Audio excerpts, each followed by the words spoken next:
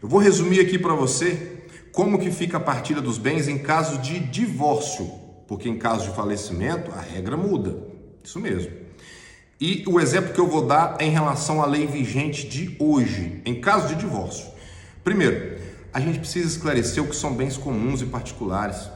Bens comuns são aqueles adquiridos onerosamente, foram comprados junto com outra pessoa, são bens comuns. Foi comprado durante a relação. Já os bens particulares foram adquiridos antes de conhecer a pessoa, antes da relação. Ou aqueles recebidos através de herança ou de doação, ou seja, também sem a contribuição do outro. Esses são os bens particulares. Definido isso, agora a gente vai para o próximo entendimento.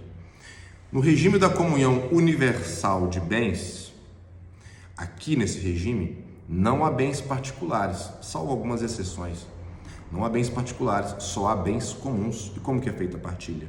No caso do divórcio, a metade de tudo que está em nome dos dois, metade de tudo que os dois adquiriram, seja antes, durante a relação, através de herança ou doação. Metade fica para um, metade para o outro, 50-50. Agora, no regime da comunhão parcial de bens, a gente precisa definir a data do início da relação, porque pode ser uma união estável, pode ser um casamento. Às vezes a pessoa casa numa data, mas 2 anos antes já tinha união estável. Ninguém pensa nisso, né? Definida a data do início da relação, seja do casamento ou da união estável, ponto. Agora a gente já sabe qual que é o marco para a gente avaliar. Os bens que foram adquiridos a partir daquela data são os bens comuns. Divide meio a meio, metade para um, metade para outro. Não entram os bens particulares aqui, nem de doação, nem de herança, nem aqueles adquiridos antes.